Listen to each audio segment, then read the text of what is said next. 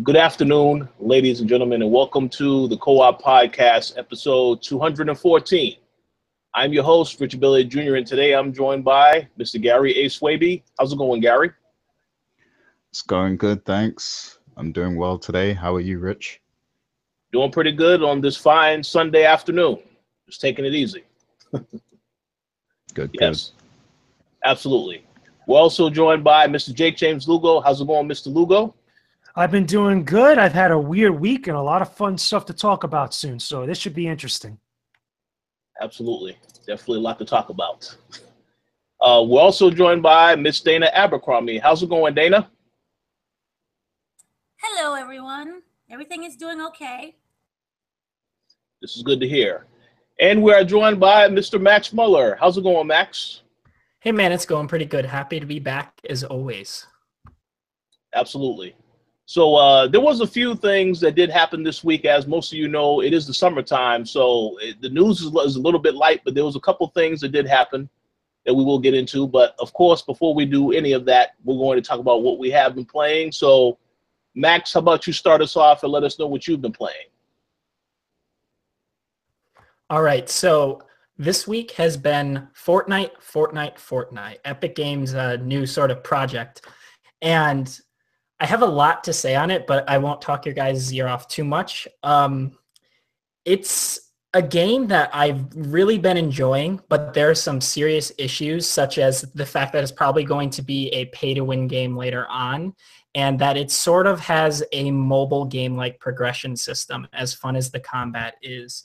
Like, for example, you do different missions to try and build up your squad and your hero level and like your home base and stuff so that you can be stronger and obviously go on to stronger missions. But the way that some of the missions work is that the game limits you until you do a certain amount of specified quests. And a lot of those quests are something kind of dumb, like do this same mission 3 times at a certain level, or do these specific rotation of missions over and over again to try and get these collectibles. And it's something that wasn't that prevalent early on. Early on, they were throwing a lot of content at you, and it felt like the game was just going to keep going like that, almost linear progression. But now it's turning into just doing the same thing over and over again. And don't get me wrong, it's fun.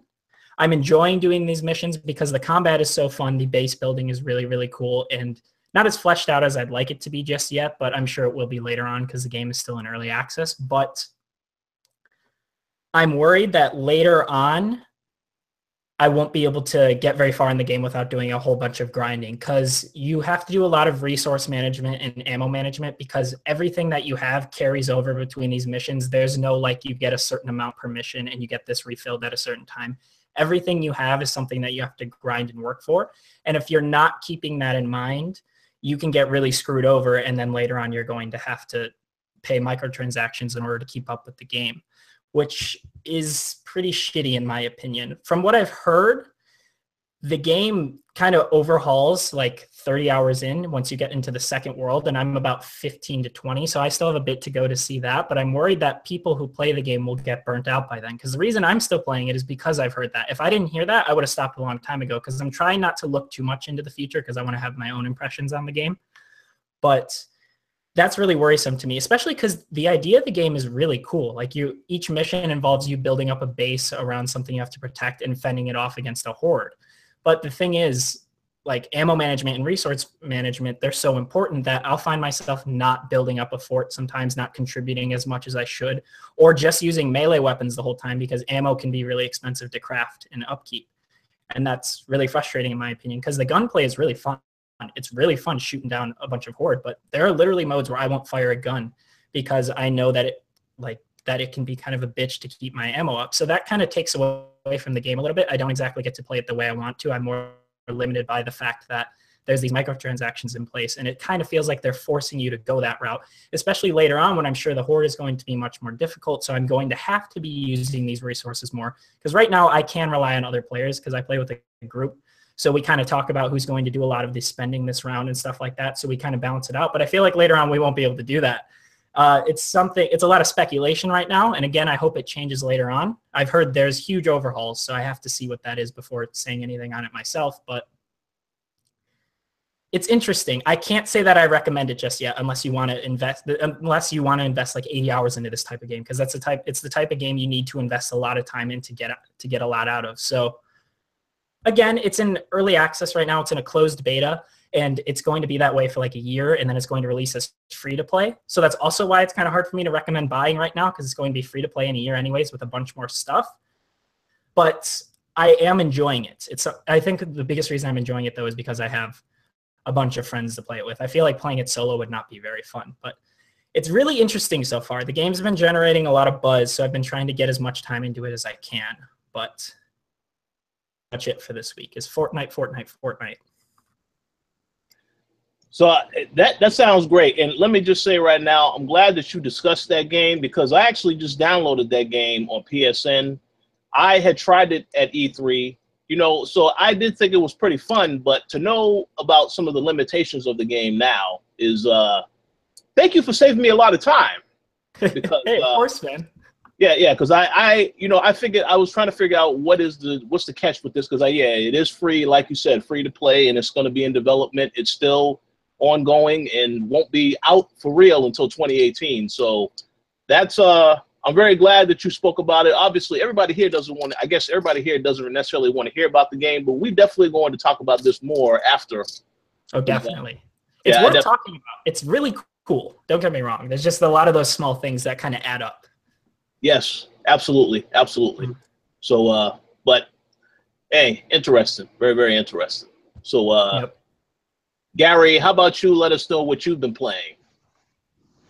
Yeah, so same two games. Of course, I've been playing Overwatch, and this week they finally released Doomfist in the game.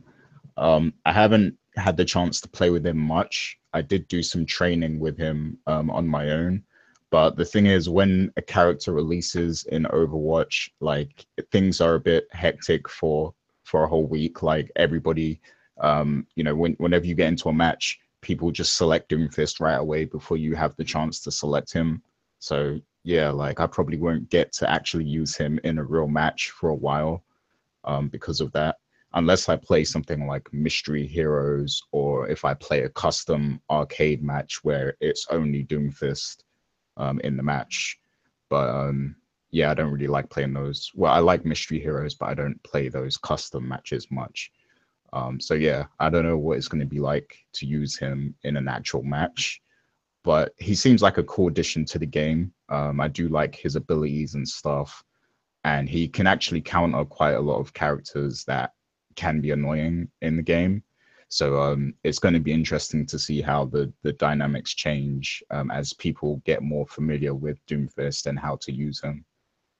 So yeah, I'll be keeping a close eye on Overwatch in the coming weeks to see how he's used, especially in comp, because they haven't actually activated him for comp mode yet. So when they actually do put him in comp, it'll be interesting to see how comp changes, because comp has really strict unwritten rules on like who you should use in, which map and which scenario and stuff like that. So I want to see how if he fits into the current meta in competitive mode. But yeah, besides that, I've been playing Persona 5, of course, and I'm about to beat the third main dungeon in that game.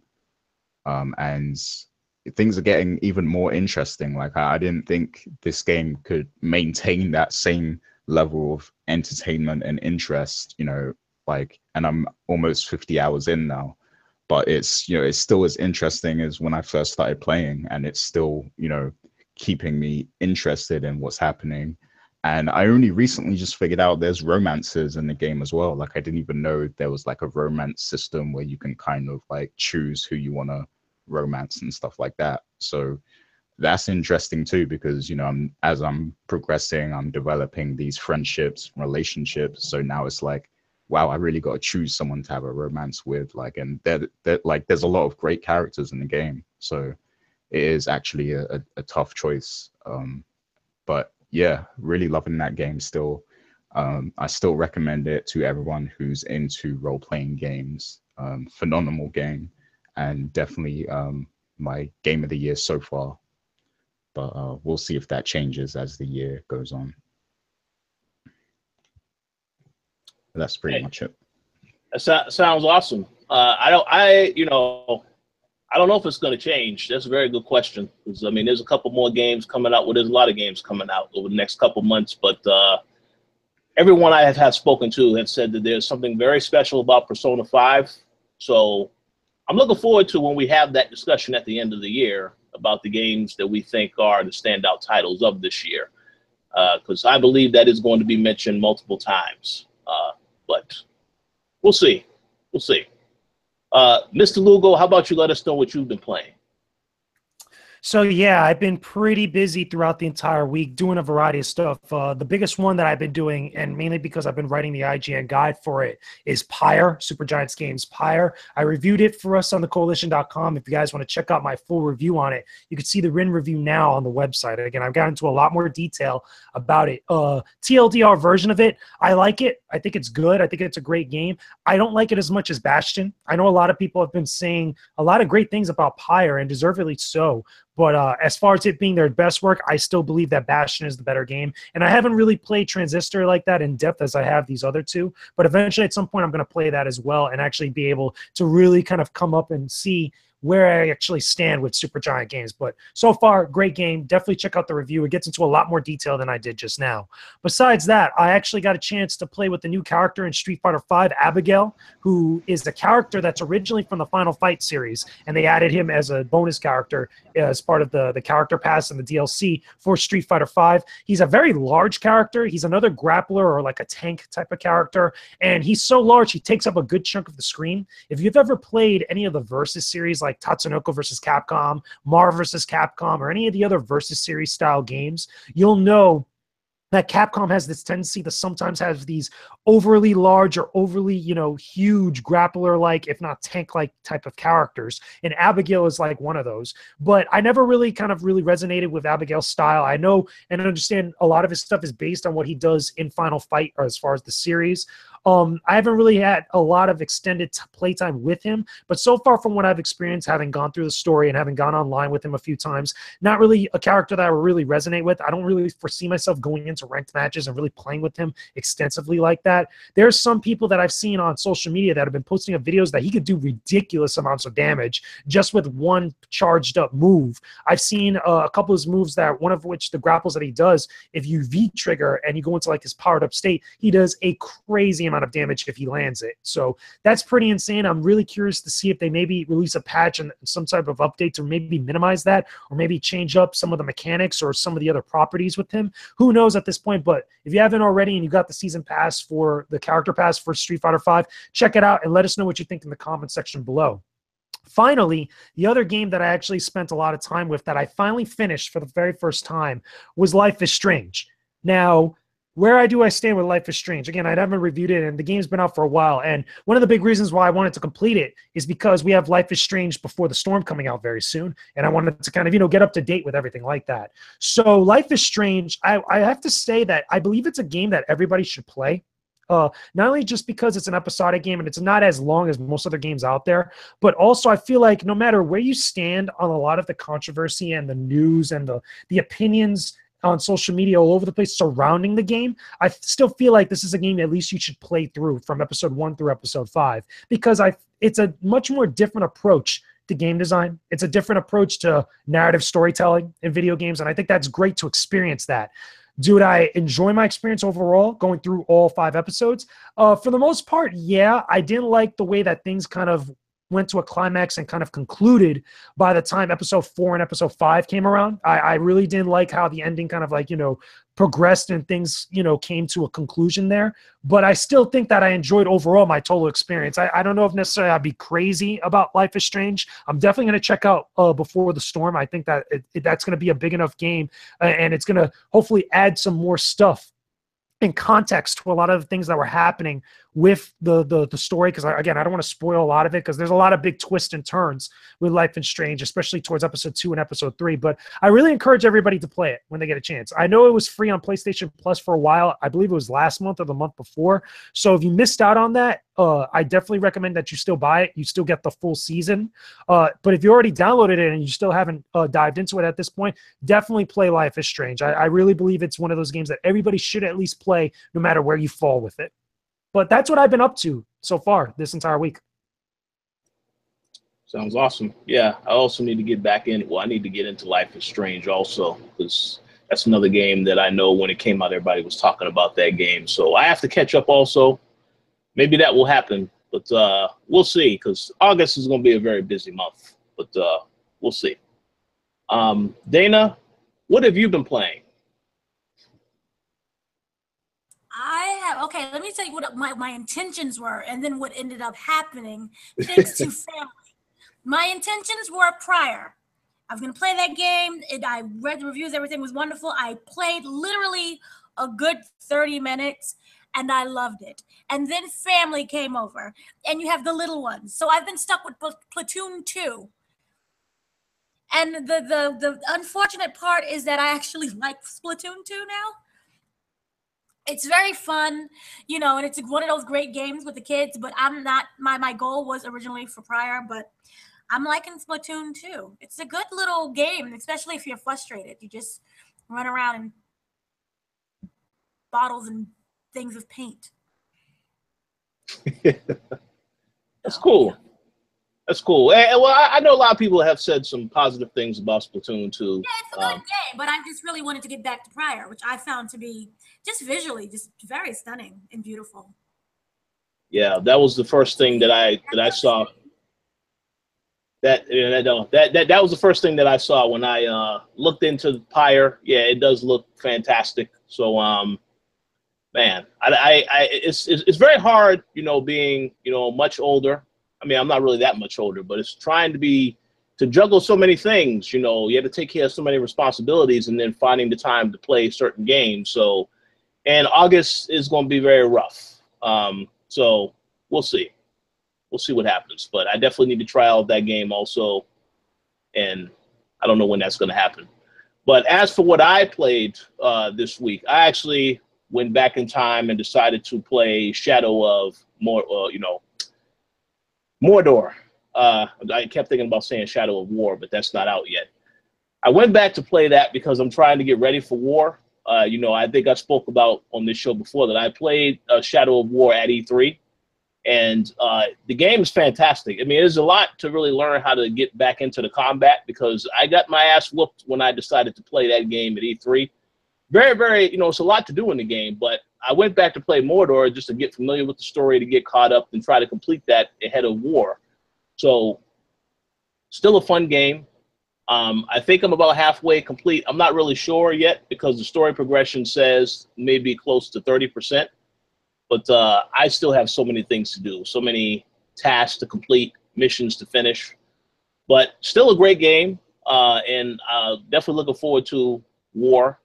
And as I've already said, you know, August, there's a ton of games coming out in August. I actually have an article going up tomorrow that'll let all of you know pretty much a lot of the games that are coming out in August. But if you have looked at the schedule, you know how busy it's going to be. So not really quite sure how many of those games I'm going to play yet. I'm pretty sure we are going to be talking about some of those games in the next couple of weeks, because I know Batman will be out on August 8th.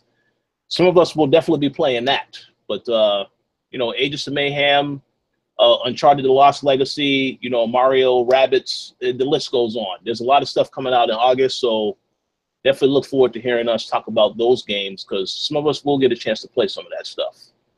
But that pretty much concludes what we have been playing for this week. So we're going to go ahead and jump right into the topics. And the first topic that I wanted to address, I'm actually going to give the floor to Mr. Lugo, because there's a bit of a controversy going on with this Gamer Gauntlet cruise.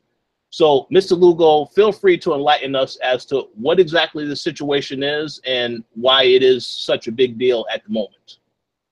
Yeah, sure. So before I even get into the details of everything, I should say that we have an exclusive. We have it on the website right now. I actually did a one-on-one interview, which is about 45 minutes with the CEO of Gamer Tech Events, which is the one that actually planned out the Gamer Gauntlet Cruise. Now, you don't know what the Gamer Gauntlet Cruise, I'm pretty sure a lot of you listening to this right now have no idea what I'm talking about.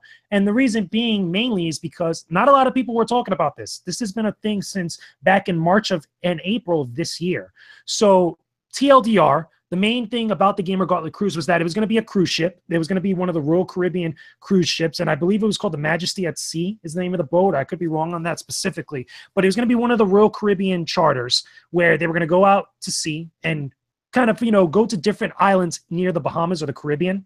And it was going to be a gaming themed cruise where there was going to be a lot of events going on centered around a central theme of video games. There was going to be esports tournaments. There was going to be charity events. There was going to be a lot of celebrities involved, or at least celebrities and personalities related to the gaming industry, including people like people that we know that are from various different websites that have been popular on YouTube, different types of commentators, different types of esports players and competitors for a lot of different various competitions. This was going to be a big deal, apparently.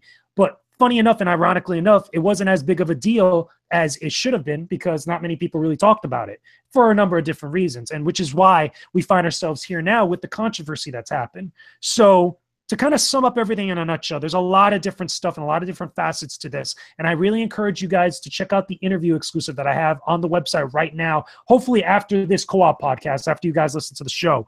But really what happened is that someone that was involved with the actual Gamer Gauntlet Cruise, which was working with Gamer Tech Events, working with the guy named Curtis Smith, who's the head of that. He had a person that was working for a company called Money Matches, which is another company that has online gambling based on esports tournaments and a lot of different competitions involving video games, but they have online gambling. And there's a whole nother conversation you could have about that, but that's besides the point. Basically, this guy that was working for that company had looked into some of the stuff going on with the Gamer Gauntlet Cruise, and some things were not matching up, including speaking with Royal Caribbean themselves, to find out what the deal was. Because, again, not a lot of info was really out there, and you haven't really seen a lot of stuff about it.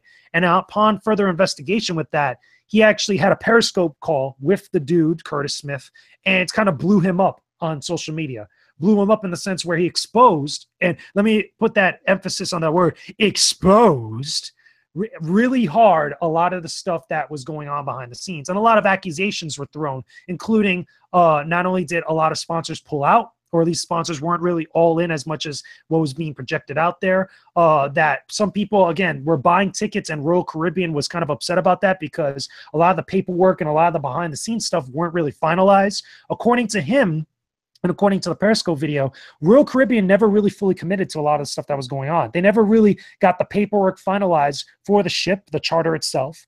And there were no advertisements or no talk about this from Royal Caribbean themselves. If you went to the Royal Caribbean website and actually looked up the dates for the Gamer Gauntlet Cruise, nowhere on their website was it actually mentioned.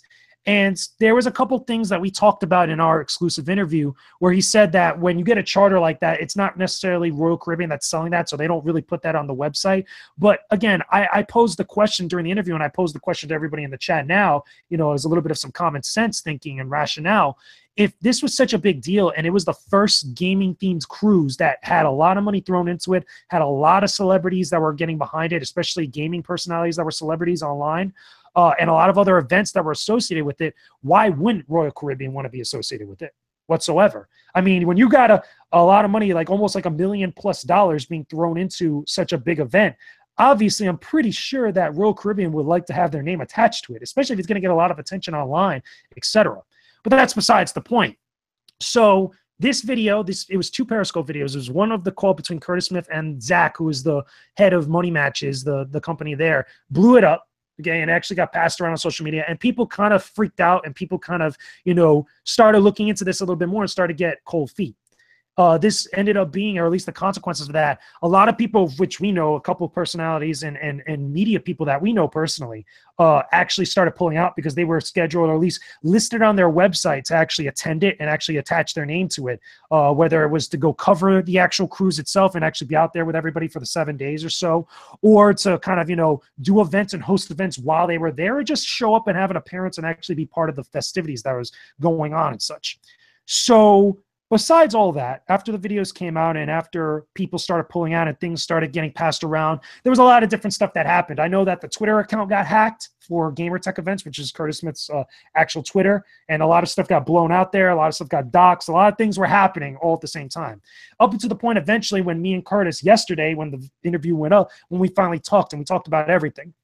A lot of the questions that I posed out there in the interview, again, if you guys listen to it, was like, okay, besides the website that you had, it was kind of, he tried to kind of, pull the website down or at least put a splash page so nobody could see the info on there. But if you did just a Google search to Gamer Gauntlet Cruise, you could see all the pages on there and get past the splash page and see all the information for all the people that were associated with it, all the sponsors, all the events that were supposed to be there, the pricing of the actual tickets to be on there, which, by the way, to give you guys some context for this, it was about $600 to $650 per person to go to this actual event, to get an actual cabin per person to be part of it. And it goes up from there because there was other offers there.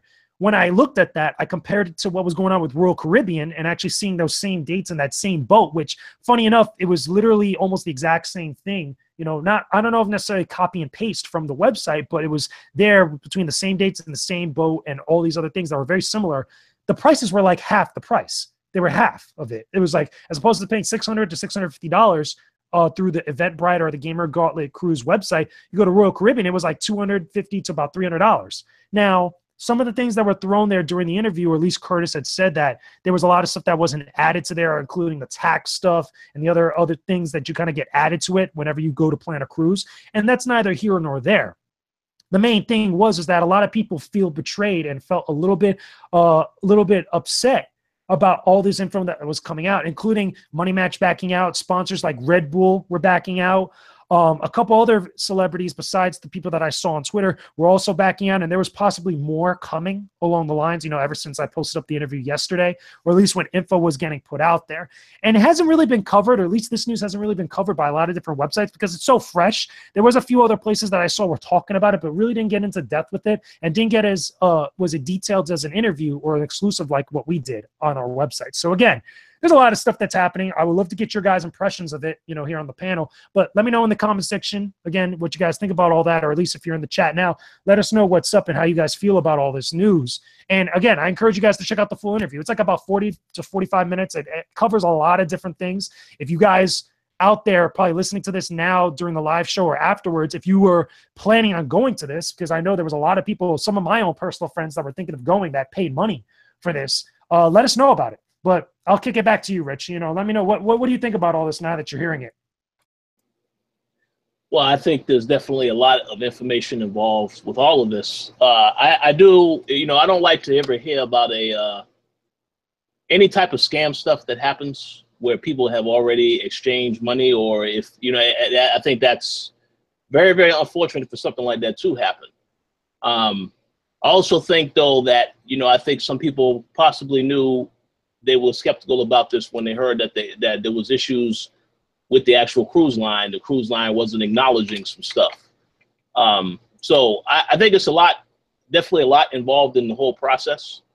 I think it was good that you were able to have that interview and get some more insight. But I just think it's a crazy situation. A lot of drama involved, a lot of details, all this other stuff going on. It is unfortunate to hear, though, that they did try to get over on people for those that actually already had invested their hard-earned money into it. I think that's the worst thing about the whole story. I think also I want to add into there that a lot of companies that were attached to this, when I looked on their website, that again, you couldn't access it unless you did a Google search, because when you just type in the URL, it puts you to a splash page with no links.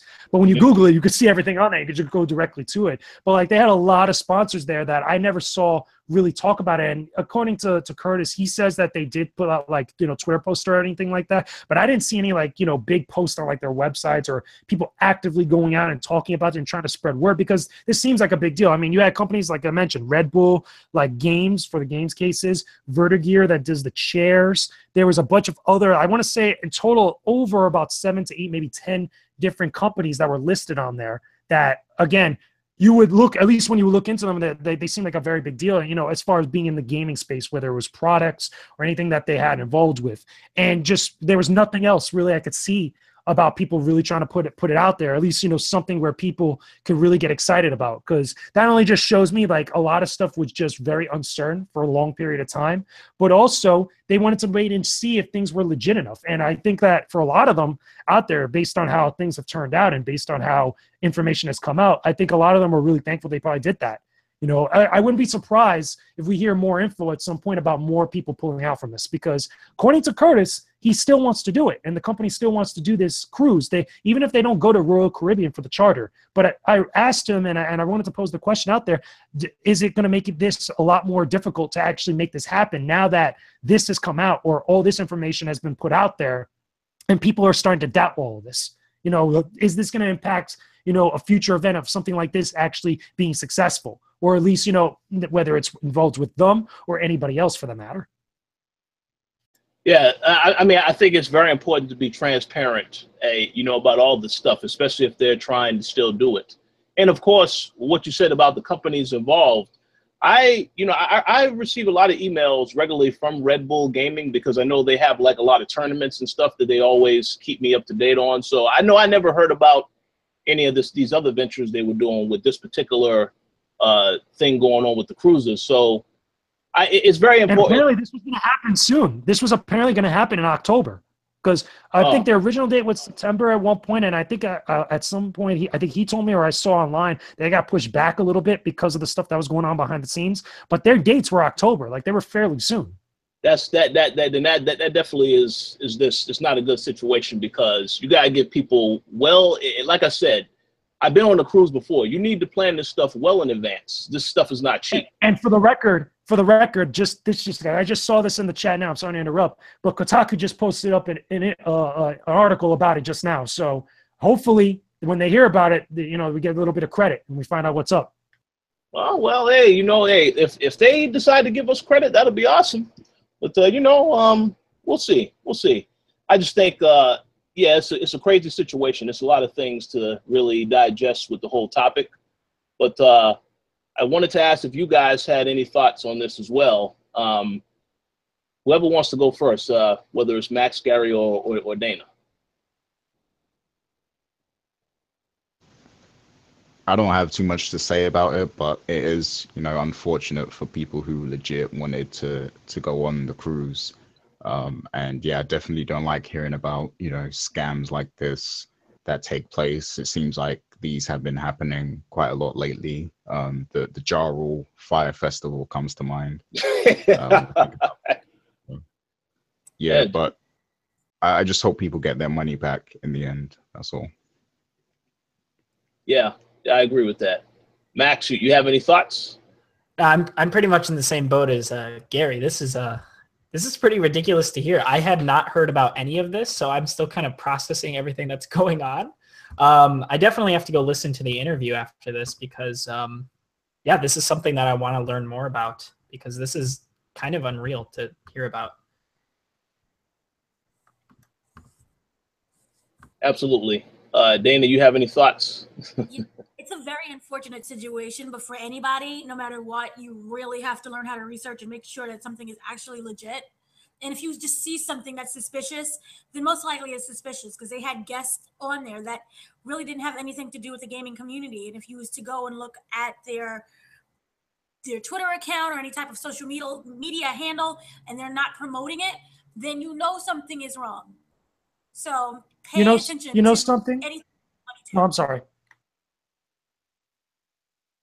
No, that was it. No, I was gonna say that, bouncing off of that, I don't think it's suspicious that when you get celebrities that don't necessarily have anything to do with that said community to kind of like promote stuff, because then what they do is they bring in a whole nother audience. What I found suspicious, and I think a lot of people found suspicious, is that nobody was talking about it. There was all these big names that were connected to it, listed on their website, like if it was confirmed, like it's locked in, and nobody's saying anything about it.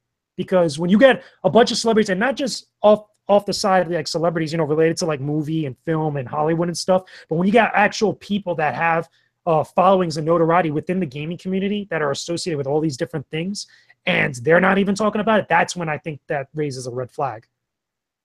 Yes, but also when you have these very kind of lower D-list celebrities, that's on the list and you don't see any type of promotion, that's a little suspicious also.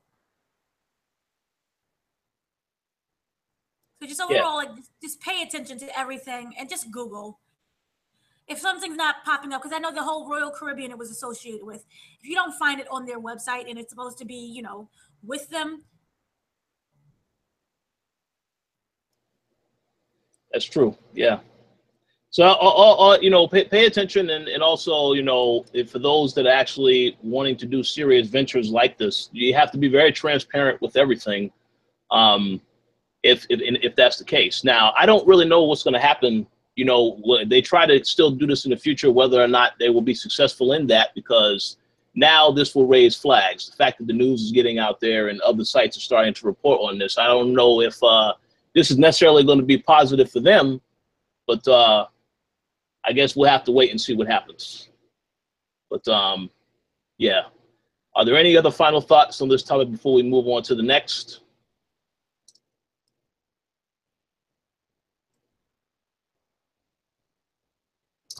I'm good. Okay, so I said no. all right, cool. All right, so let's move on to the next topic. We're going to switch this up a bit. Gary, I believe that there was some news that came out recently that the PlayStation Plus subscription rates are going up in Australia and Europe. And I wanted you to get to shed more light on this, but also to tell us a story, because this recently happened to you where your subscription got auto-renewed. So feel free to give us some insight on this.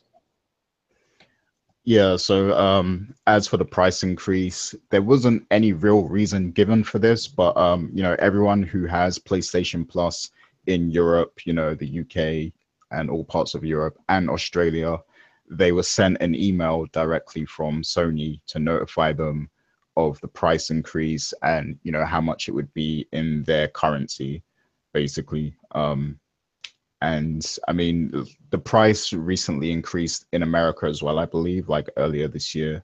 So I guess it's falling in line with that, and it might be for the same reasons as that increase. But yeah, as for my story about PlayStation Plus and the auto renewal, yeah, I was quite upset because, you know, earlier this year, like my thing was due to expire. You know, I forget when it was. I think it was around like April or something like that. And I deliberately chose not to renew because, you know, I wasn't playing, you know, online much, and I wasn't downloading any of the PlayStation Plus games. So for me personally, I felt like it wasn't worth it anymore. But you know, in my mind, I remembered that I selected don't auto renew on the PlayStation Plus options, like on the actual console. I'd set it so that it wouldn't auto renew, you know, sometime last year. But when it came around to my renewal, I was notified by email that they'd taken money from my account and that they'd renewed it. And in the email, it said, if you want to turn off auto renew, you have to log into the Sony Entertainment website and turn off auto renew subscriptions. So that got me kind of pissed off, because like I assumed that, you know, once you cancel the auto renew on the console, it would stay that way. But like apparently, I don't know, they must have changed how it works or something like that. Maybe purposely, maybe not. And then, you know, it assumed that I wanted to auto renew, and then it took my money, you know, and renewed the service.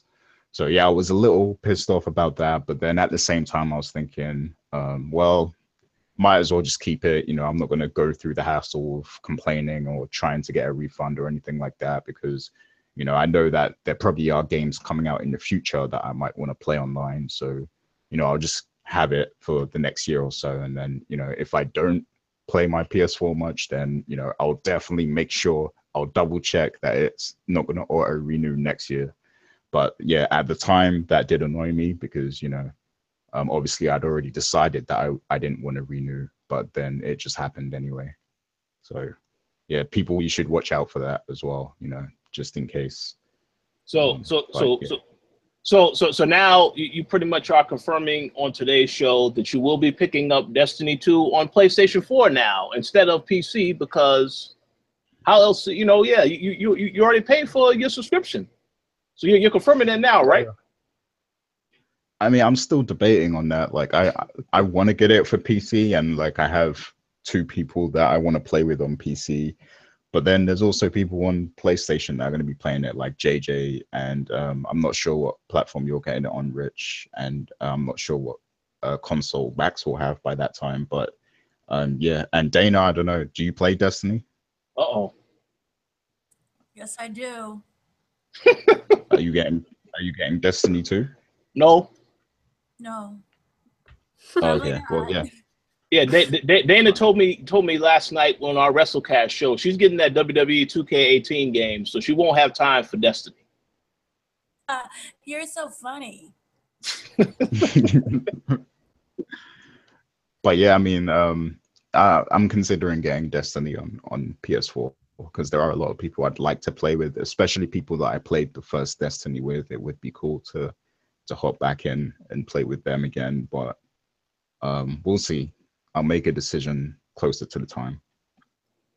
Absolutely. So I know that when you wanted to have this discussion, you asked the question, is PlayStation Plus still worth the price? So I think we have answered this question in the past, but I guess we need to give an update to think, because I'm pretty sure some people here may have a different opinion if they don't already. So well, first and foremost, how many of us here actually have PlayStation Plus? I know I have PlayStation Plus. I do.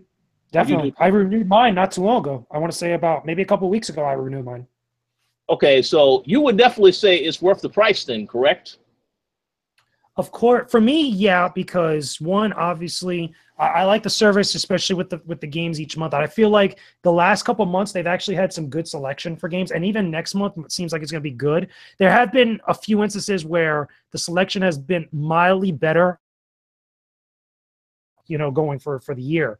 And I think that if you're going to be playing games like Destiny, or if you're going to be playing any sort of game that has a big online component to its experience, you're going to want to get that regardless. And I feel like everybody that owns a console now is probably going to get PlayStation Plus regardless, though, on top of that, whether it's for the online capabilities for each of the games, which have become such a big part of them as of late, especially with all the new releases, but also even just for the idea that you're getting even more games throughout the year. I don't think that you're really going to find a lot of people that have PlayStation 4 without Plus, or have PlayStation 4 and just hasn't even really put much of an emphasis on getting Plus for the games that they give to you every single month.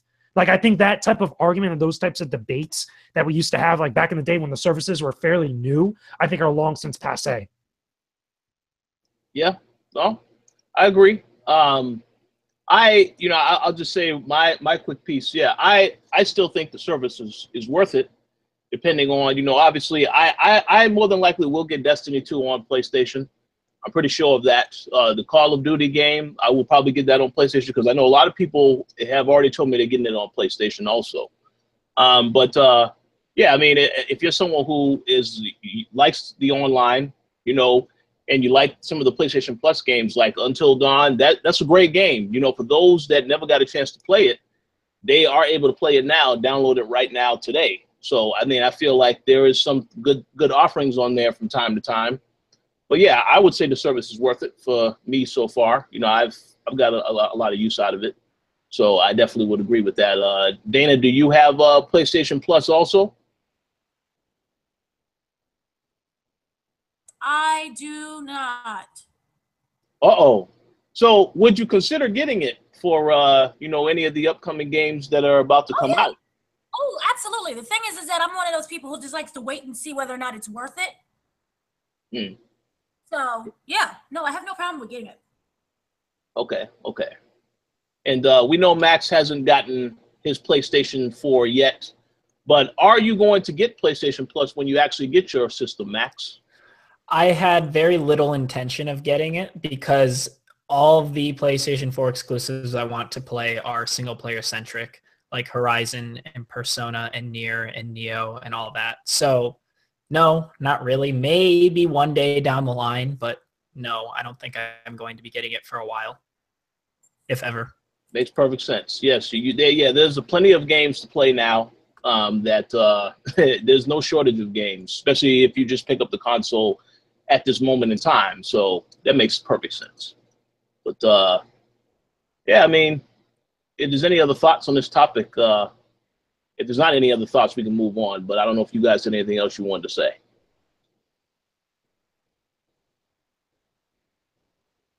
So, Gary, don't worry. We'll make sure that you use your subscription now that you've already paid for it. Yeah, I mean, since they jacked my money, I'm gonna have to figure out some way to get my money's worth out of the system. So maybe Destiny is the answer, or maybe I'll get WWE so me and Dana can play some laggy matches on there. But we'll see. Let's get some crossplay for Destiny. Making fun of the 2K. All right, I still have hope. Yeah, well, I have hope in the NBA 2K18. I don't know about WWE, but that's a whole nother story for another podcast. It'll be worth it. For 2 days, it'll be worth it. Well, we'll see. And Okay. I already know you're looking forward to that Kurt Angle one. So Kurt Angle and John. Well, hey, listen, I don't care about the John Cena collection, as I said on the show last night. But hey, some people will care about it. This is good for them. But $150, I'll be buying plenty of other games instead of spending all my money on that trash. But that's just my opinion. See him. Yeah. Well, we'll see. Okay, so let's move on to the next topic. There was some news that came out this week. I know that this news was not intentional when it got released, but a lot of people do research. So apparently there is an actor that it was listed, I believe, on his LinkedIn account. Or maybe it was IMDb, but it was listed that he recently did motion capture work for Red Dead Redemption 2. That's fine. We already know that's coming out next year. But it was also listed that he is also doing motion capture work for Grand Theft Auto 6. Which I'm pretty sure we all know is going to be in development. I don't think it's coming anytime soon. But Gary posed the question of when do we think that this game is actually coming out?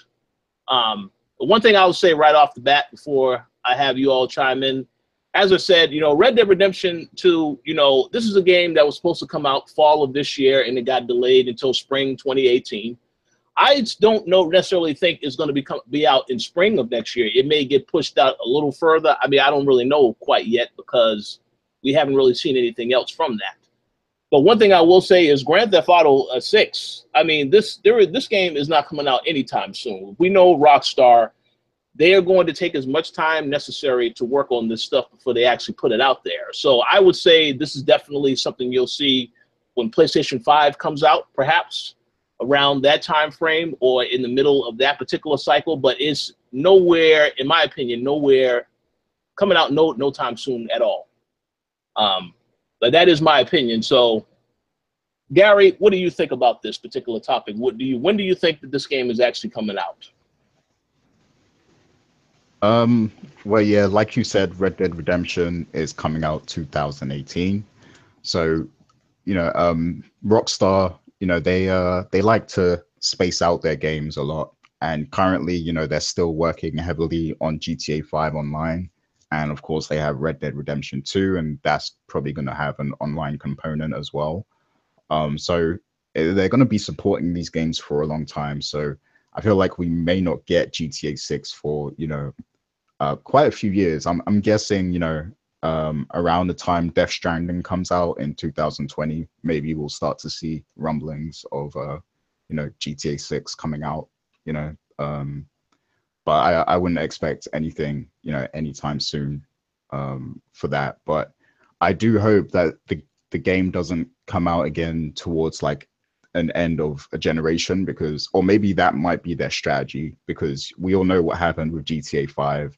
Like, it came out on PlayStation 3 and the Xbox 360, sold millions, and then, then they released it on PlayStation 4 and Xbox One, and they did it all over again, and it's still selling now. So, if they do it at the end of a generation or like before a new set of consoles is coming out, then, you know, you already know what's going to happen there.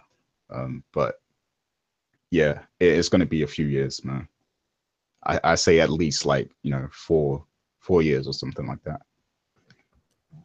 Yeah, let's say let's say four or five. Just five. You know, tackling a little bit of extra. But yeah, go ahead, Max. That's exactly what I was going to say. Is I wonder if that's kind of their plan, is to release it towards the end of each generation and just be able to keep the sales going. Because the thing is, the game's going to sell incredible either way. But I don't want to say they're essentially doubling it, because they're not doubling the sales, but they're increasing these sales exponentially, and it's ridiculous. And then with the way Rockstar goes, they tend to release on PC later, so then they'll have that happening as well. And since they're so focused on creating these online things, like these online communities that go for years, they're just printing money at this point. Not that they weren't beforehand, but they're just finding another way to do it again. Because we all know Red Dead Redemption Online, because they said they've learned so much from GTA Online. Red Dead Redemption Online is just going to be GTA Online, I'm sure, like almost without question. And then GTA 6 will be the same thing, an improvement on that. And pretty soon, like, they're just going to have this whole ecosystem of games that do that. And it's going to be ridiculous. It's smart, don't get me wrong. And the thing is, I don't want to say they're not ripping us off, I don't think, by doing that, because I think that they provide a ridiculous amount of value for what you're paying for. So I don't even see it as technically a bad business practice, especially because we all know what's happening anyways, and you can just wait. But yeah, that's my 2 cents on it. Absolutely. Any thoughts on this topic, Mr. Lugo? Not really, no, to be honest with you. How about you, Dana? Excited. I'm ready. I got my pimps, my hoes. I'm looking forward to whenever the game comes out. But, you know, I don't have really much to say about this. Yeah, like as I said, you know, this is I think this game is, you know, I did see a lot of people was curious. It's like a major news story as soon as they announced this particular listing. But obviously, yeah, I mean, the focus right now, you know, Rockstar is focused on GTA Online and Red Dead Redemption 2. It really, GTA Online right now, because they're still supporting that. You know, so this is not coming for a long time, you know, and I think, yeah, like I said, we'll definitely talk about it once we actually get an announcement, once we actually know what this game is, what it all entails, then we can have more of a proper discussion on it. But yeah, I mean, it's definitely not coming out for quite some time. So that's that. Now, wanted to move on to the next story, because I must confess that I don't know all the details about this particular story. I'm pretty sure some of you know the details about it, though, because you've been following some of this stuff that has been happening. And of course, I'm talking about the whole situation with Walmart canceling a lot of the people that were pre-ordering Super NES Minis. So who would like to shed some more light on this particular topic? Because I got details if you want, because okay, I actually saw some stuff when it was happening live, when I was watching a live stream and a podcast that was going on. I was actually watching the Kind of Funny Games Daily Show that they were actually talking about that same news. And while they were talking, they had posted up about the pre-orders that were going on, or at least, you know, that people were canceling the pre-orders. But basically, Walmart seems like they really messed up, or somebody over there really messed up. And I think that not only some pressure probably from Nintendo, but also some of the other retail outlets that were out there that were going to be getting SNES Classic consoles, you know, or at least that were going to open up pre-orders and such, probably went to Nintendo and was like, okay, what the hell? Because I'm pretty sure they weren't having any plans of opening up pre-orders for the SNES Classic as of right now. And it has to do with, one, they don't know how much product they're going to get, because remember, they have a shortage of a lot of stuff. That's what happened with the NES Classic, the Mini, because a lot of the parts that they're getting are from the same types of factories and the same type of stuff that Apple also uses. So it's created a shortage here and there. You see the same thing I think people have talked about going on with the Nintendo Switch. But with Walmart, I don't know what it is exactly. I don't think anybody knows, or it hasn't really come out. They haven't really talked about that per se. But they ended up canceling most, if not all, of the pre-orders that were done within that short time frame not too long ago, because simply put, they just weren't allowed, or they weren't supposed to have those pre-orders open yet. I don't think that there was any official announcement about the pre-orders happening, you know, from a variety of different outlets. I'm pretty sure that Nintendo was going to make that very open and clear to everybody when that was going to go down. And I think they've been waiting because they want to get an idea of like how much stock they're going to need or how much of the demand is going to be. And if anything, this showed that people really want this thing and people really want to be able to buy it. And it sucks because the majority of them are not going to be able to do so. And the majority of them that were able to get a pre-order had to cancel on them. And that sucks. So I don't know. I think that, you know, Walmart at some point will probably come out with an apology like they have at some point with the emails they've been sending to a lot of people. And hopefully Nintendo kind of, you know, is a little bit more open with us about what was going down, or at least what's happening with this console, because they need to make a lot of these systems. People want this. People wanted the NES Mini and they weren't able to get it. People really want the SNES Mini because of the unreleased Star Fox 2 and all the other games that are coming with it, because this looks like it's going to be a really good, retro console for a lot of people. And it's going to cause quite a stir. So people want to buy this thing. And I think they should be honest about it. I think they should come up with a better game plan. Hopefully there's some discussions happening now that we just don't know about. And they're able to at least get enough product out there for everybody to at least walk into a store and buy this thing. Because it's a shame. It's a real shame that people want to spend their money and Nintendo's not able to accommodate them. Well, I agree with that 100%. I'm still trying to figure out how is Nintendo figuring that they're going to create this device and then also improve the Switch stock as well.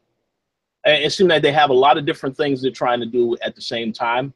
And I don't really understand how that's going to work out in the end. Obviously, I thought they did say that their intent was to make sure that they are not going to be selling the mini, you know, no more SNES Minis once this fall is over. So in 2018, they won't be selling that anymore.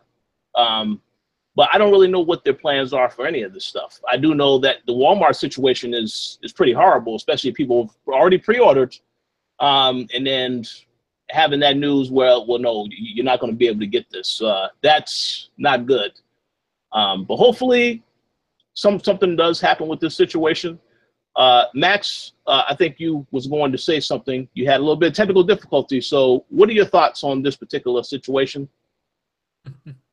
Well, obviously it sucks that everyone's pre-orders got screwed up and that they're going to have to redo that sort of thing. That's that really, really sucks because we all know there's going to be a rush for that. But at the same time, I feel like this, we were saying it in the chat a little bit, and I think JJ touched on it a little, just this classic console kind of craze is getting kind of ridiculous in my opinion. Like, I get it. They're really cool to have, but the way that Nintendo has been manufacturing these things and releasing them in such limited quantities is pretty ridiculous. Like, it's the biggest contributor to all this kind of ridiculous stuff. Like, people are flipping out about this because there's a very high chance they're not going to be able to get one at all unless they pay like triple from scalpers and stuff, which is ridiculous. And that could easily be avoided if Nintendo didn't do like these limited run things, or if they end up doing a limited run with this one, of course. But I feel like they're going to, and just create this artificial demand. It's kind of annoying at the end of the day, in my opinion, because there's no reason for it. You know, like, these are really cool things to have, and they should be available to everyone without them having to jump through these ridiculous hoops just to get them. I just find it kind of annoying that this is the way this is what these classic consoles have turned into. It's something like that. And I don't know. It's just not my thing. Yeah, and it's funny you mentioned the artificial demand, because I have a feeling that we may be getting into that topic when we get into this the main topic of the show in regards to the Xbox One X, because some of that may also happen for the Microsoft. But yeah, it's just that, not really a good situation. Hopefully Nintendo does something to rectify this, all of this, but we have to see how they handle it. Dana, you have any thoughts on the SNES Mini issues with Walmart? I think it's a very frustrating and a very unfortunate thing. And it's terrible to have, that happen to you. I hope it all rectifies itself later on. And that was previously said. They need to stop limiting these. They need to extend it, and they need to just, people want to buy it. There's a demand for it. And I understand that, you want something out there and you want to make sure that the fans actually want it.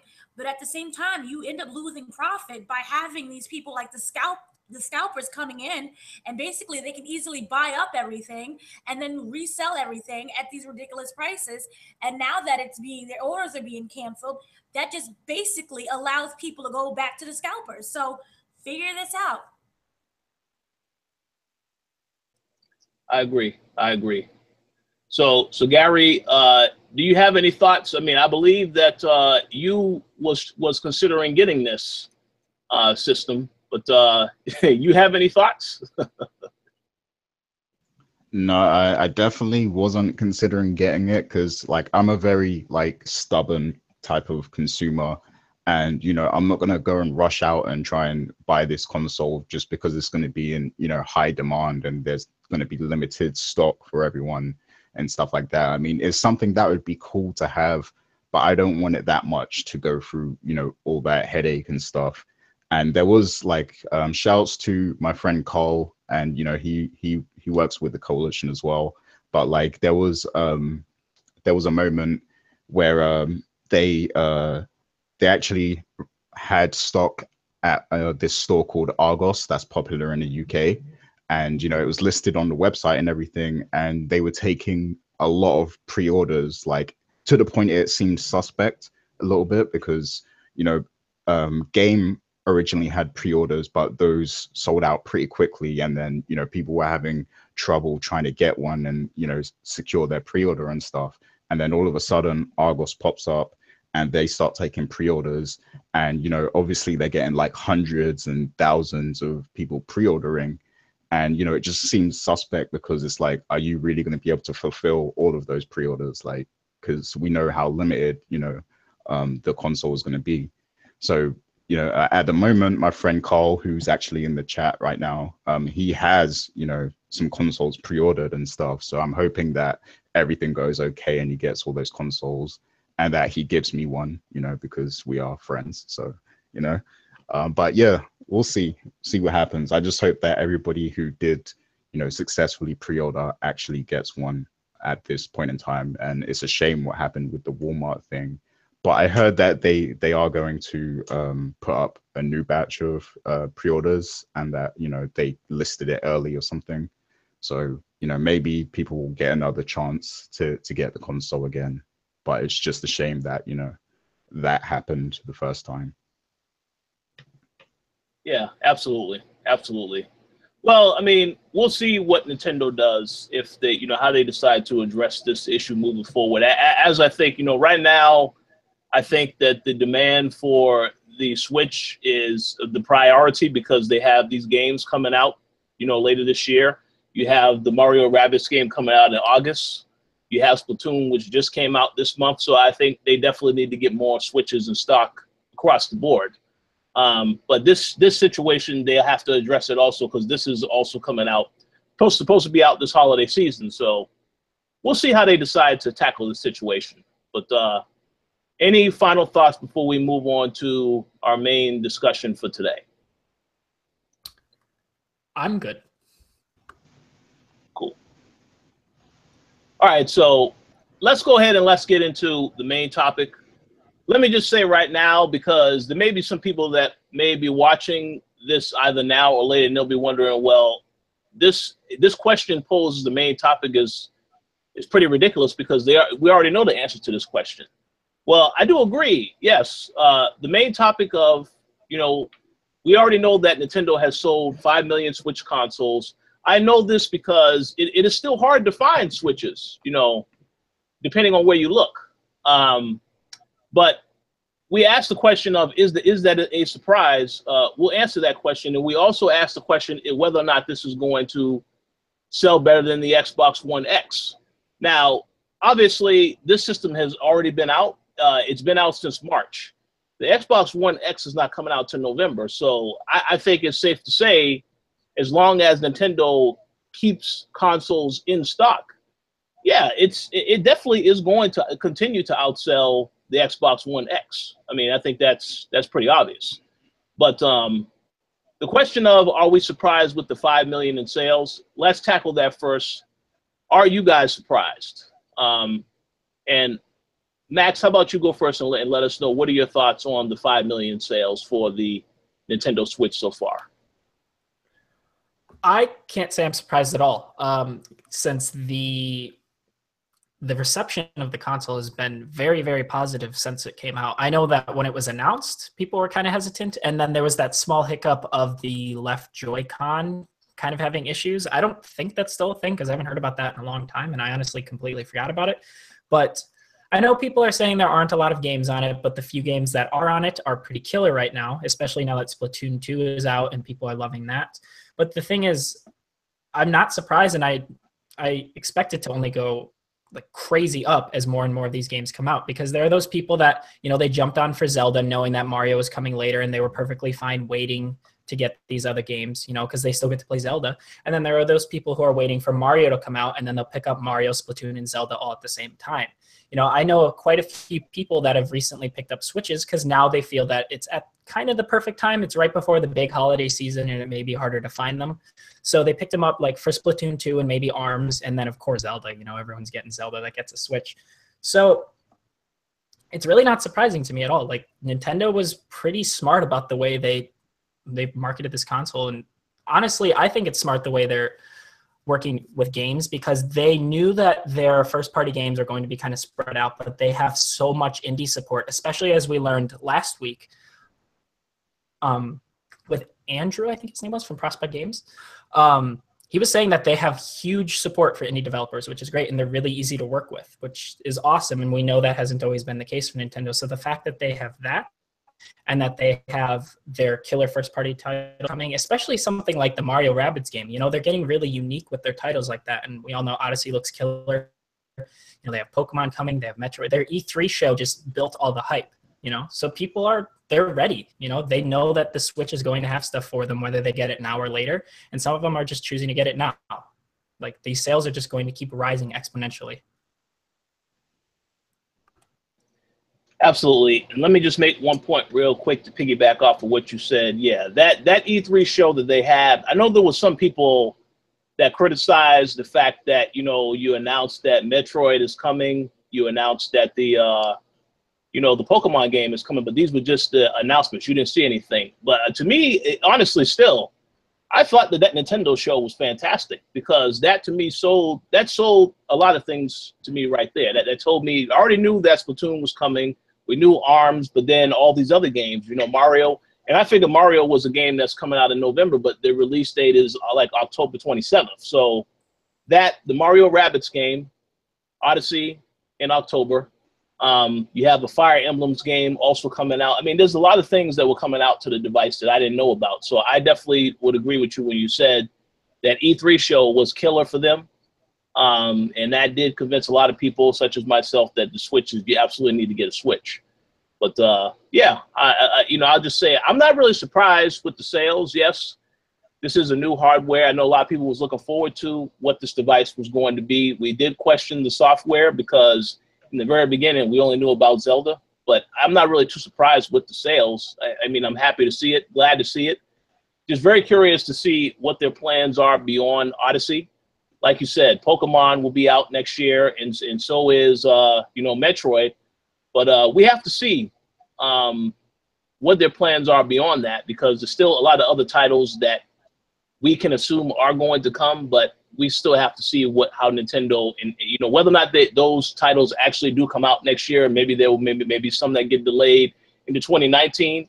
But very curious to see what happens with the device moving forward. But yes, Mr. Lugo, do you have any thoughts on the Switch sales? Yeah, a couple of different things. One, I'm kind of surprised that there's so much. It's just so damn hard to find one, because I'm looking into finding a Switch for myself sometime soon. The other thing too is that I'm also kind of not surprised, because there's been a lot of good word of mouth about the Nintendo Switch, despite all the things that everybody, ourselves included, have complained about the Switch, including not just the left Joy-Con problems from a while back, which have died down because of the patches, or at least the patch, I should say, that they released. On their online infrastructure, but also, speaking of online infrastructure, the online component stuff with the smartphone app, because that's a whole other thing that's come out, like, I want to say about maybe a couple weeks ago, or at least that has been lingering around here and there, especially for people that want to play games like Splatoon online, for the other people that have voice chat.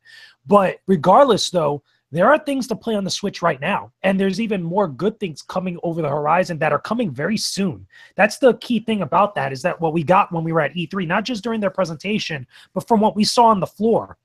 We have games like Super Mario Odyssey coming out in a little over 2 months. It's coming out in October, I believe it is, right? Or yeah, it's about October and November. Yeah, October. I'm hoping I got the dates right. But also, we just had Splatoon 2 come out just not too long ago. A lot of people are looking forward to Splatoon 2. That has a really big audience, and I didn't realize how big it was until I saw it both at E3 and saw the reaction with everybody online. The other thing is too, and you really want to get an idea of like how much people are enthusiastic about the Switch.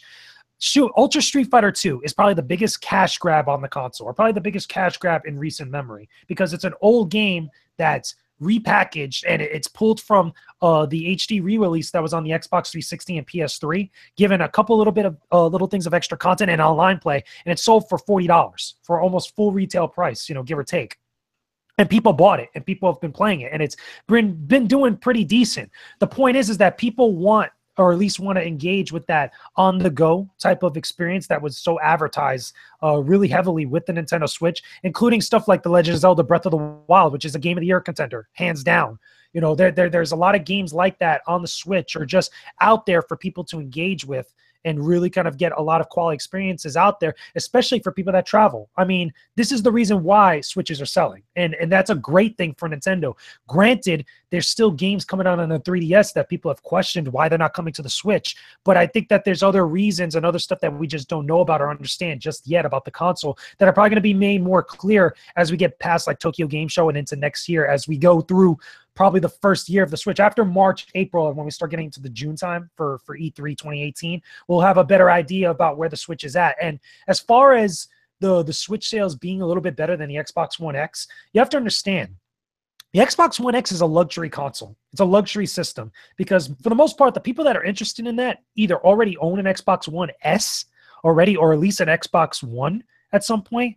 And the majority of those people are probably not going to pick up a second Xbox, because not only is it going to be very pricey, but also a lot of people, from what my understanding, both on social media and from people that we talked to and I talked to personally at E3 while we were there, it doesn't seem like there's enough justification just yet to make that upgrade for people that own an Xbox One.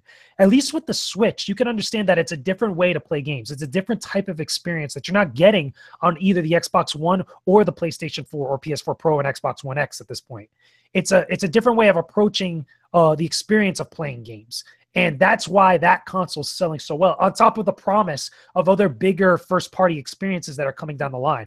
I don't think you have that with the Xbox One X yet. I think it's going to sell. Don't get me wrong. I think it will sell amongst that crowd. And I think that we'll get a better understanding of that after the new year, once we get into 2018, when we start to see sales over a couple months and see how that console does. Because right now, ever since March, I want to say we've had about March, April, May, June, July. We're going into August. So about almost 6 months that the Switch has been on the market, and it's been doing phenomenally well for what it is for a new console.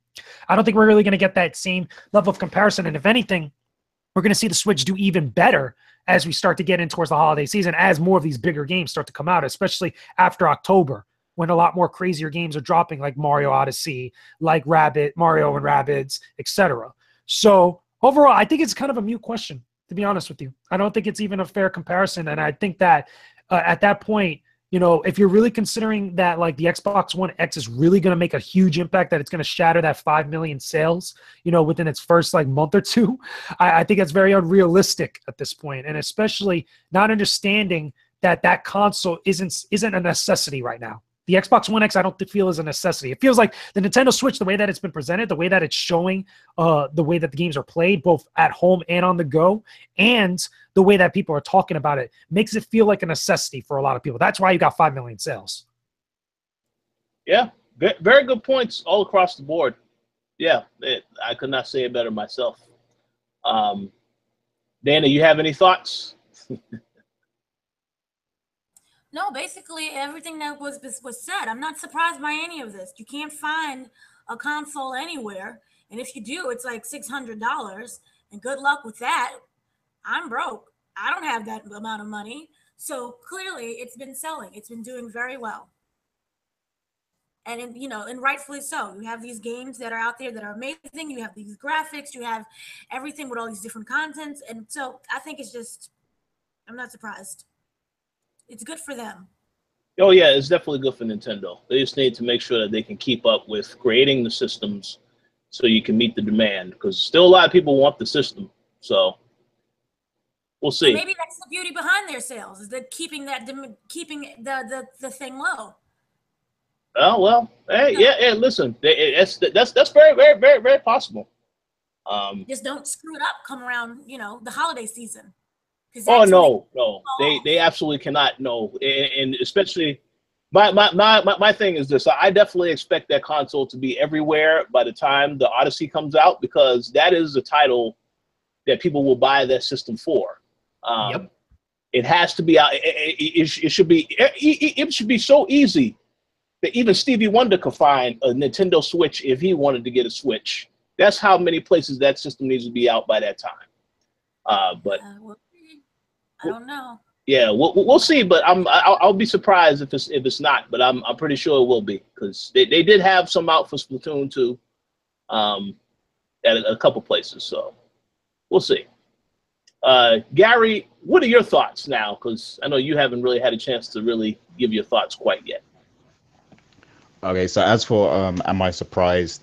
Now, to like, when I think back to how I thought about the Switch, earlier this year before it was released and everything, I definitely did not expect it to do well, like based on the information we had on the system and what we knew of it, and everything. Like I really wasn't expecting it. I was one of those people who thought, look, like they don't have third-party support. And this system looks kind of gimmicky, and although I want them to do well, I'm not sure they will, because of what happened with the Wii U and everything. But now, looking at the last 6 months or so and how they've kind of handled the Switch since it's been out, and how they've supported it, the quality of the games that has come out for it and everything, I'm not surprised now, because they've been doing a great job, I think. And at E3, I think they had a good showing too. And there's a lot of good stuff coming. We already know there's a Pokemon game coming. There's lots of cool like anime JRPG looking stuff coming that I'm interested in. So I probably will actually get a Switch. Not this year, but next year I'll probably get one. And I feel like, at the moment, it's a great console to have. There seems to be a lot of quality stuff coming out for it. So now I'm not surprised. And, I have to give Nintendo a lot of props for how they've been supporting the system. Now, in terms of the Xbox One X, now, when I think of this discussion, I'm thinking like, a year from now. I'm not saying like, I'm not thinking of it along the lines of by the end of this year, because if we judge it by the end of this year, it's not even fair, because Switch has that lead. And, I just like, I don't see Xbox One X being able to sell 5 million in like 3 months or something. So it's not even fair if you think of it in terms of this year. So I'm thinking in terms of, if you look at, next year, the end of 2018, which console will be the most successful at that point? And well, you could make an argument like, let's not rule out the Xbox One X, first of all, because 4K gaming may become more of a regular thing. 4K TV prices may come down. It may become more standard. And once people see the level of quality of, the 4K games, people might, they might be more interested in getting an Xbox One X, if they announce a lot of cool games and high quality games. But will that happen though? I don't think it's realistic, because, looking at what Microsoft has now and the showing they had at E3, I just don't feel there's enough of a reason at this moment for people to want to buy an Xbox One X. But, I could be wrong, because just like the Switch, I didn't think the Switch was going to do this well. So you never know what's going to happen. So I wouldn't rule out the Xbox One X at all. But I will say that Nintendo has the better momentum than Microsoft right now. And I feel like that's a big deal, because it's something we didn't expect. I definitely didn't expect, Nintendo to make a comeback like this, to where they have more momentum and are in a better position than Microsoft. So yeah, definitely a lot of kudos to Nintendo on that, but I still wouldn't rule out the Xbox One X completely. But yeah, right now it looks more realistic that Nintendo is gonna, you know, hold second place. Hold second place, Nintendo. Yeah. Well, yeah, like I can see that happening. Like, you know, Mario's going to be a big deal. Pokemon's going to be a big deal. You know, I think that those numbers are going to continue to rise. I think. I agree. Go ahead. Max, what else was you going to say? I was just going to say I agree. That's it. Like, I agree 100%.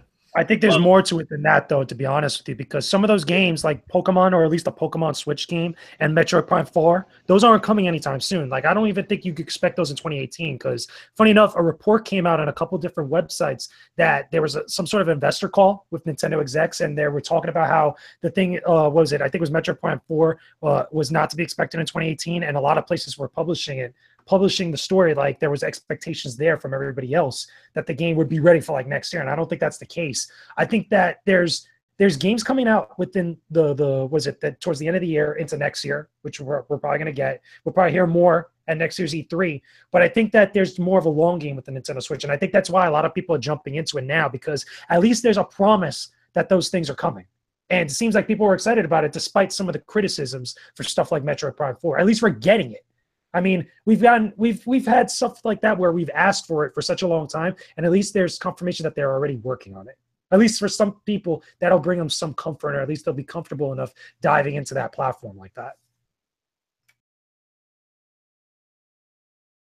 I agree. I just was going to say, as a response to what Gary said, a lot of great points made, but I will say this, in terms of next year, if there are any people that actually still don't have it for some reason, which I don't really think, you know, but I could be wrong, I think that Sony is going to be they're going to be the big dog once again next year because of all the titles they have coming out. You got Spider-Man, you got Detroit, you have Days Gone, I'm assuming, even though we don't have a release date yet, and you also have God of War. So Sony definitely be number one next year, and then after that, you know, between Nintendo and Xbox One X, I still say Nintendo.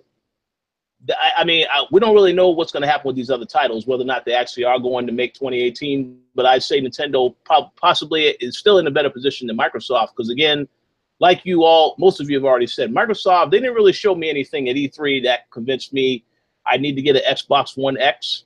I looked at Crackdown 3, and instantly I thought to myself, man, I can't wait to play Agents of Mayhem because I don't care about Crackdown 3.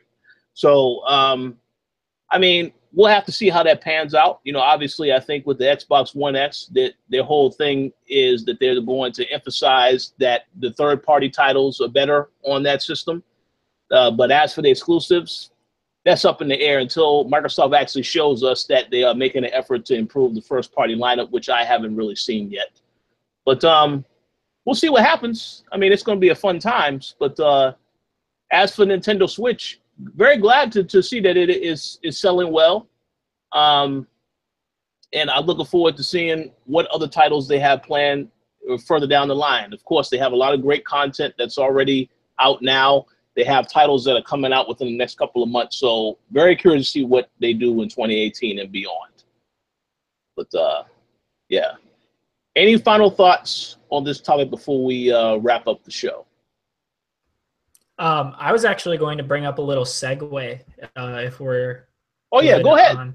Oh yeah, I was going to say because they brought it up in the chat a little bit, saying that Victor Alistane was saying if Microsoft markets the console well, they will outsell everything, and I'm here thinking that they're marketing it just like they're marketing it fine, like it could be better, but I think they're doing a fine job. I don't think I have any confusion around the console or anything like that, but. And Victor and Barry Mihalo are both saying that they think there's more confusion over the Xbox One X right now. What do you guys think? Do you guys think that you have a pretty good understanding about what the Xbox One is and what like their goals are with it and everything like that? Or do you think it's still pretty shady or that you're sure? I don't even think they've fully realized it yet because a lot of that stuff has changed over the years since they've really, even from when the Xbox One first came out. And I think that also with the Xbox One X, you could say a little bit of the same thing. They've gotten better about it. Don't get me wrong. I think that they've refocused a lot of their efforts onto making sure that, you know, people understand that there's a lot of quality games out there. A lot of it also has to do with the lack of exclusives, and people are starting to lose a little bit of faith with the way that some of the exclusives have either dropped out or there's a lot of, like, you know, asterisk next to them. As far as like the marketing of the console itself, I think you could have the greatest marketing in the world and actually have that stuff out there. But really what the judgment, or at least the final judgment is when people get into into their hands and word of mouth starts to spread. Because obviously marketing is going to be marketing, PR, press releases are going to be press releases. The company is going to say what it's going to say to get people to buy the consoles. But really it's the people that actually have them that aren't the employees that have it in their hands that are actually going through it. And even the media to an extent that are really going to kind of get the real information out there. So the problem is, though, I feel like, again, the Xbox One X is a luxury console. They haven't really convinced me or anybody else that you need to own this console, or what is the legit reason why you want to own an Xbox One X, other than the fact that they say it's the most powerful console made. Because again, that could be very hyperbolic, but also regardless of the power that it has, even if it is the most powerful console ever made, what are the games I'm going to be playing on it, and why are these games more special than what's out on the market right now? I don't feel like they've clearly answered that, despite showing Crackdown 3, despite showing all the other 50-something games that they had, which is like a lot less than that, because some of them are either just indies that are like real quick games that are just being put out there that don't take advantage of that pure power that they've been touting out about, but also some of the other stuff that, again, is very unclear, like games like Anthem, which to me, Anthem looks like the game that might be the reason to own an Xbox One X, but it wasn't really clearly conveyed like that, despite it looking nice and stuff. At least that's the general thought process behind a lot of people when it comes to the Xbox One X. And again, it's a multifaceted, more complicated issue. It's all over the place. But overall, I feel like right now, at least in this current point in time, they haven't answered those questions, and it hasn't really set them up for at least to be, you know, up to that point where a lot of people feel like they need to be. Yeah, I'd agree with that pretty on point. That's kind of my thing around it as well, is that they've set up the console for us. I think that we have a decent idea of what it's going to be, but you're right. The issue is that they haven't given us a reason for it. And I think part of it is that they don't necessarily have a reason for it. Like Phil's reasoning is like, oh, it's the best place to play like third-party games, which to be fair is probably true, but that's not enough for anyone. And I feel like it's enough for some people, but it's not enough to make the console a success, in my opinion. Like that's kind of my thoughts on it as well, is that, I mean, we know what it's coming for. And I think that it's not that they haven't answered those questions, it's that there is no answer to those questions, or that the answer is that they just don't have anything. Maybe that wasn't their goal with it. I don't really know. I have a comment to make, but I want to see, Gary, did you have something you wanted to say, or Dana, did you have anything that you wanted to add first? Yeah, I definitely feel like their messaging has been mixed, because I do remember when at first they were saying that, you know, the Xbox One X, yeah, before E3 and everything, they were saying that, you know, this is just going to be a secondary option for people who want it, you know, it's just a secondary high-end option, and, you know, people don't have to buy it and stuff like that. You know, that was kind of their message. But since E3, it feels like that message is a lot different, and that they actually want to push this. Like, they don't want it to be their secondary system. Like, they want people to actually go out and buy it. Like, you know, like it's like the new Xbox is really coming out and stuff. So I definitely feel like the message is mixed, and that, you know, it's their message, whatever it is, isn't being translated well to consumers and, you know, potential customers and everything. So yeah, a lot of work needs to be done on that, you know, because people still don't know why it's coming out. I have a friend who's an Xbox owner, and he, you know, I was actually talking to him yesterday, and he didn't even know it was coming out and stuff. Like, you know, and he's like, how comes? I mean, like, they just released the Xbox One S, like, because that's literally the system he bought. You know, he bought the Xbox One S at the end of last year. So it's like, for him, it's, you know, he's baffled on why there's now another model coming out. So yeah, they definitely do have to work on their messaging if they want this thing to sell. But, you know, as I said earlier, I'm still not ruling out, you know, the system actually being a success in the long run, because we don't know what might change, what announcements might come out or whatever. But the way it's looking now, it you know, it's not looking good, in my opinion, for Microsoft. But go ahead, Dana. Yeah, with that concept alone, didn't they just kind of shot themselves in the foot prematurely by saying, oh, you know, you don't really have to get this. My whole thing would be, even if it's not something that you really should jump out and get, if I'm trying to sell you something and I want that money, go out and I'm going to promote it as this is something that you need. And I'm going to promote it with a sense of urgency. But by them doing that, it sent a lot of different mixed signals. And how you already said that there was the Xbox One S, and people are already, you know, they bought that and they look up and they have this console. And I'm kind of confused as to what the whole purpose was of it as well. And their marketing team seems to be confused as well. There's really no communication, and I don't really seeing it selling, you know, as strongly as it could have if they had a driven focus. Yeah, okay. Let me start off by saying Mr. Lugo had to jump out for a second because he's actually about to conduct another interview. So stay tuned for more on that later. But I just want to say I agree with all the points that all of you made about this in regards to the marketing. I do believe that Microsoft is, you know, when they made that initial message where they said it's not for everybody, yeah, that definitely set them up for these type of issues. But one thing I did want to address, and this is tied to the same topic, the whole thing about what is the system for, who is it for, is a very valid question, because I've seen a lot of articles pop up online. The most recent article about Killing Floor 2, a game that is coming to Xbox One X, and it only reaches about 1800p on the console. So the thing is that a lot of these games, some of them are not going to hit 4K. Even, you know, the whole fake 4K thing, which raises the question of, well, what is this console's purpose? You know, what is the difference between this and the S, where we know the S, it doesn't reach 4K either, but if it's not going to be that much of an improvement, then why don't I just get the Xbox One S instead? So I feel like these issues with Microsoft, they're going to continue, because you're going to see more articles come out about, well, this game is supposed to be native 4K and it's not. And not every game is going to reach that. So it really does pose the question of, well, what is this console for? Why would they say it's 4K native when every game is not 4K on it? So very confusing messaging. And, you know, I know they haven't opened pre-orders yet. I know that Phil Spencer said that they are planning to do that soon.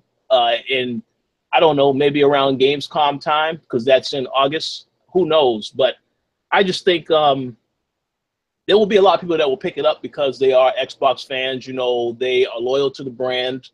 They think the console has potential, even though the first party lineup is just not there yet. As I said before, Crackdown 3, I'm not sold on that game.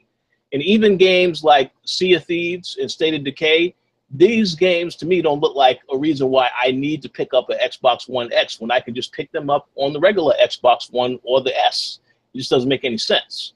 So I feel like they have a long ways to go with the messaging. I will give them credit and say the system is a lot smaller than the original Xbox and the S, which is great, which is something that is impressive in and of itself.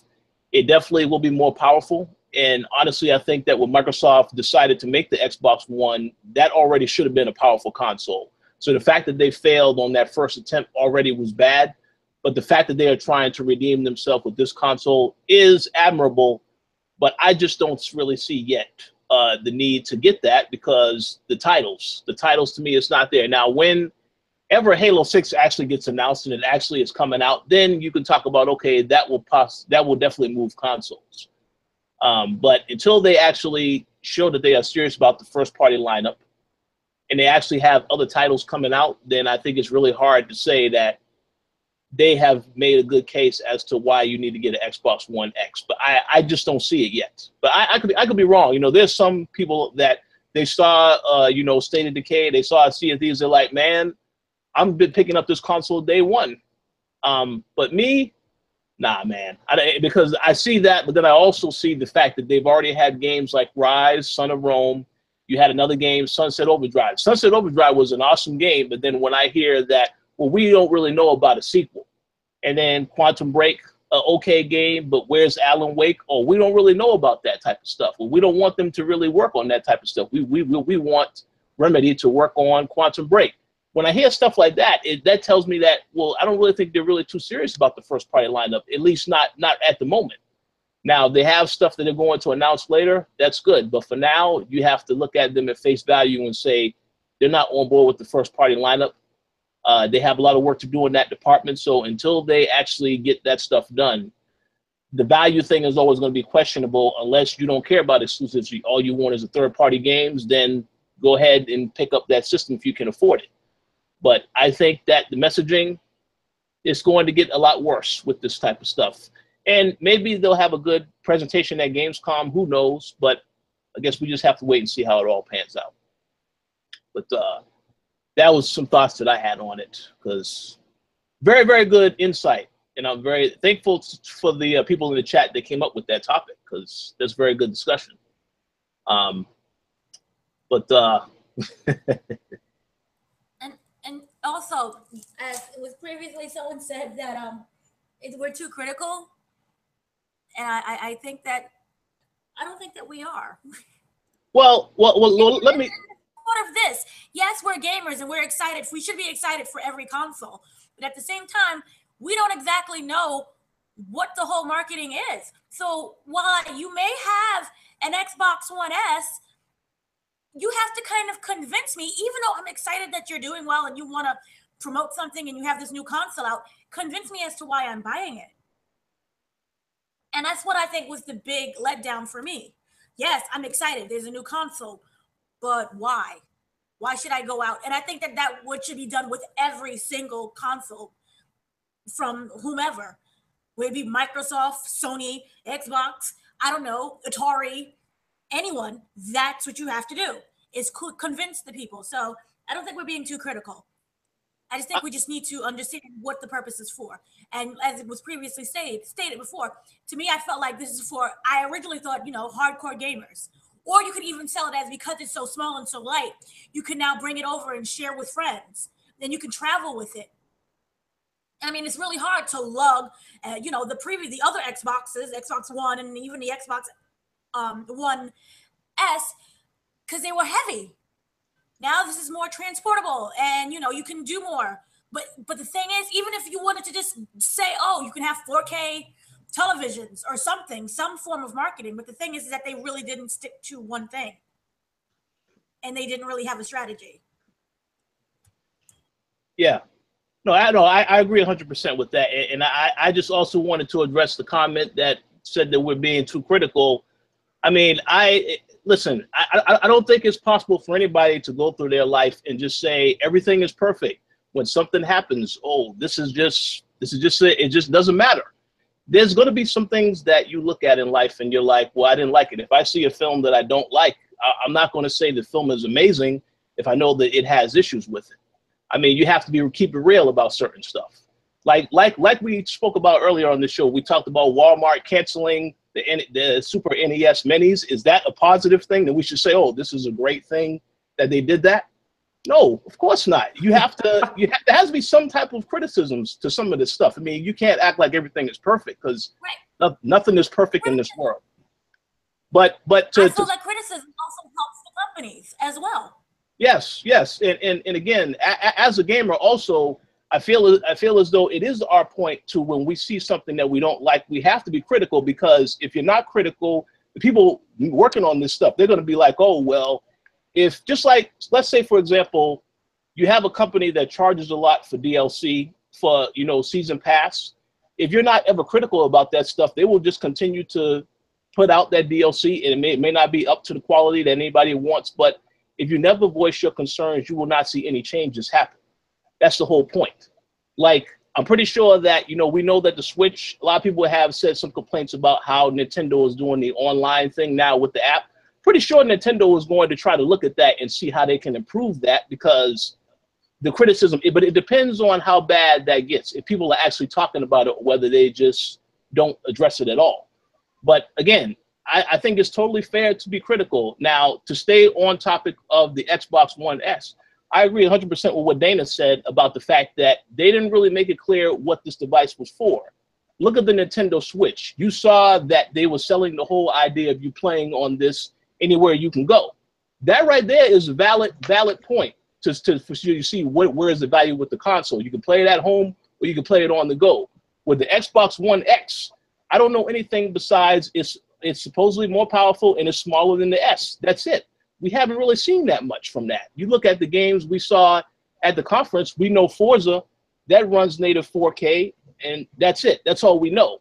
But we know that every game isn't running at native 4K because we've seen all of the reports coming out about the games that are coming out to the system and the fact that they're not hitting the targets. So I say Microsoft has to work on that. They have to make it more clear as to what this system is for. You can say it's for someone who only wants third-party games. That's fine, but we need to see more of that if that's the case. We haven't really seen too much of that yet, in my opinion. We saw that Shadow of War is coming. This is going to be 4K. We know Wolfenstein, that's going to be native 4K from what they said. Good. But what else we have to, what else we need more information still. And maybe they will have that information for us at Gamescom, but we just have to wait and see. But I mean, again, you know, I personally don't think I'm being too critical. You know, I like we've said many times on this show, whether it's Sony, Nintendo, or Microsoft, they do something that we think is ridiculous. We're going to be critical about this stuff. I mean, there's no way you can't just think everything is perfect, because then you're not being real with yourself at that point, unless, of course, you don't care about that stuff. But again, this is only just our opinion, so shouldn't really take it to heart that much. If you disagree, then we can agree to disagree. That's it. But that's just my opinion. But any other thoughts on this topic before we move on? I think you were going to say something, Gary. No, I wasn't going to say something. You guys pretty much said everything for me, but, you know, I just want to cap it off by also saying that you can't have a podcast without a discussion. So, you know, I mean, we have to talk about these things because that's why we're here in the first place. So, you know, and I mean, it's just our opinions. We're not trying to sway consumers in any way and say that you shouldn't buy this or you should buy this. You know, we're not doing that at all. We're just, you know, talking about the news that's been presented to us and, you know, talking about all the information we know and having a discussion about it. You know, that's all we're doing. I've heard, you know, way worse on other podcasts. Like there's podcasts that will they will champion one console specifically and you know, bash all the other consoles and you know, make out that you should not buy the other consoles and stuff like that, you know. So I feel like, you know, the podcasts on the Koalition are pretty, you know, fair and even in, you know, the criticism towards each console, so and platform. So well, they may disagree with that, but you know, I don't know, because I expect that there will be a couple comments left by one of your favorite friends, Gary, about that particular thing you just said about we are not biased. But it is what it is. Again, if you see something that you think deserves some criticism among the three consoles, I think you should be allowed to say that. You know, you don't sit back and say everything is great, everybody's doing a great job. I mean, it's great to be a gamer. Games are great, but if you play a game and there's something that you don't like about it, I mean, I think you should be allowed to say that. And this is freedom of speech. So, it's my opinion. And what's great about our shows is that, you know, okay, there might be like people might hate Gary because, you know, Gary he bashes Sony too much and he champions Final Fantasy 13. He loves Final Fantasy and Overwatch.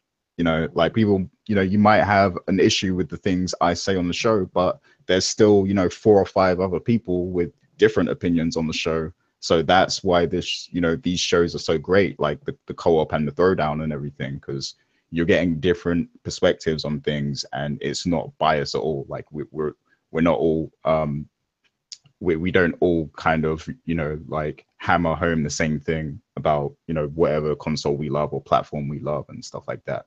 So there's varied opinions here. So, you know, you can't just say that, you know, this show is biased because Gary does this. There's a whole panel of people on the show. So of course you're going to have, you know, different varying opinions on stuff. And that's what makes the discussions a lot better and a lot more equal. Plus, as much as we do our best to be objective, and I think we do a good job of that, biases factor into things. There's no that's just how life is. Like everyone has some sort of a bias to something. Yeah. But one final thing I will say, though, is that, you know, whenever we criticize, whether it's Nintendo, Sony, or Microsoft, this is because we want them to do better. We just want to emphasize that as gamers, we love all the brands. But, you know, if I was to say I have a son and he's struggling in something and I'm not helping him, but I'm just telling him, oh, just, you know, you're fine. Just keep going through life. You know, things will change, whatever. I'm not really helping him. You know, I will give him some advice. And then he will have to make his own decision. So again, everyone has a decision in terms of whether or not they like something. But whenever we criticize something, it's because we wanted to see it improve. That's all it is. You know, if we didn't do that, then you know, it'll just be the same, and everybody would just be saying positive things and everything is not necessarily positive. But again, just a matter of opinions. I'm sure there will be some people that will disagree with anything that was said, but it is what it is. It is an opinion show. Again, that's what the discussion was about. So, any final thoughts before we wrap up today's show? I'm good. No, I'm good. Okay, cool. So, we thank you all for checking out this week's show.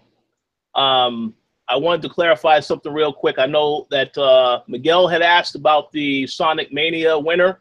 We're going to announce those winners next week because the giveaway ends tomorrow. So if you still want a chance to win Sonic Mania on the console of your choice, be sure to fill out that form that we have on the website. You know, you still have today and tomorrow to do so.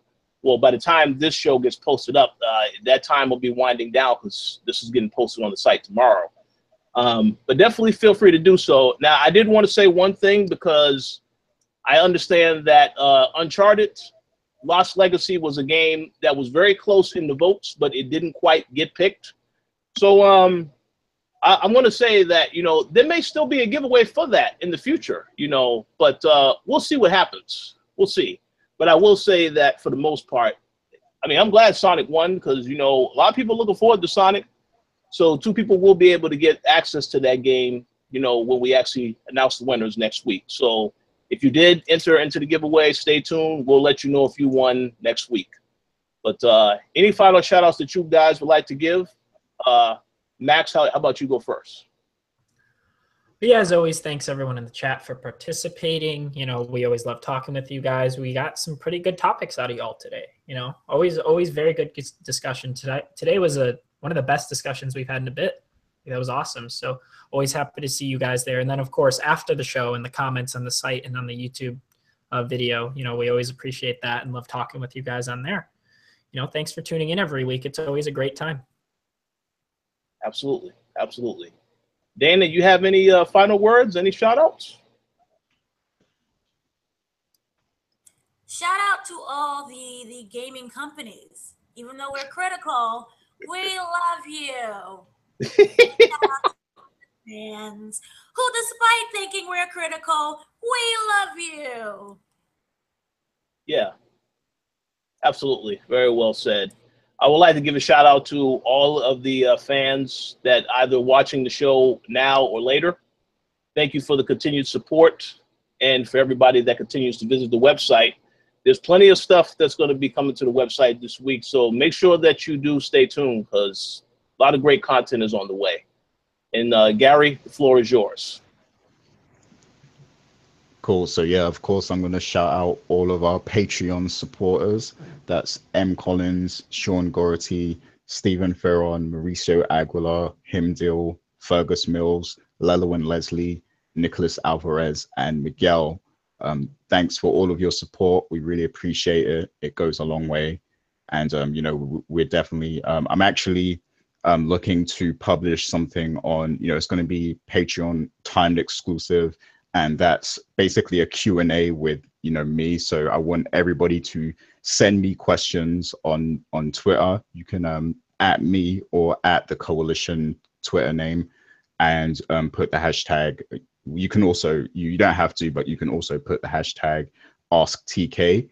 And this is kind of like a new, you know, Q&A show that I kind of want to introduce. So just ask me any questions relating to gaming or my perspective on gaming or, you know, the first game I ever played, or, you know, what's my favorite action game of all time, you know, whatever the question is, just send it to me on Twitter, or, you know, if you know me on Facebook as well, you can send it, like, anywhere you find me, you can send the question to me. And, you know, I'm gonna do a recording where I answer everyone's question. The Patreon people are going to get it first, and I will release it on YouTube eventually as well. And then, you know, I hope that my colleagues here will also, you know, do their own in the future, you know, and this can be like a new series of, you know, it's going to be like the Reddit Ask Me Anything, you know, it's going to be that style of thing. So just shoot your questions out to us on Twitter and Facebook, and then, you know, I'll get answering them at some point this week once I get enough. I've already got a few questions that someone sent me, so definitely send your questions. And I also want to shout out everyone who joined us in the chat today, and everyone who, you know, there was a lot of good discussions in there. So I want to thank you guys for, you know, sharing all your insight and your opinions on things. Shouts to Carl E. Banks for joining us. You know, that's our very good friend. And, you know, former worker at the Koalition as well. You know, he used to write on site and everything. And I do believe he's actually contributing something very soon. So, you know, definitely shouts to him. Shouts to Miguel. I really appreciate you wanting to send me those Overwatch stickers, but you don't have to, because it's probably going to cost too much to ship that to me. So, but I really appreciate, you know, the thought and the sentiment behind that. So thanks, Miguel. And shouts to Black Star, Bury Me Hollow, and Victor as well. We appreciate your opinions. I don't want you to feel like, you know, we're kind of getting at you and getting on your case because of, you know, what you said before. We, you know, we welcome all comments and, you know, everything, like criticisms towards, you know, the show and everything. Like, we welcome all of that. So yeah, thanks for joining us with the show today and watching and everything. And I hope you guys have a good evening. Peace out. Peace out.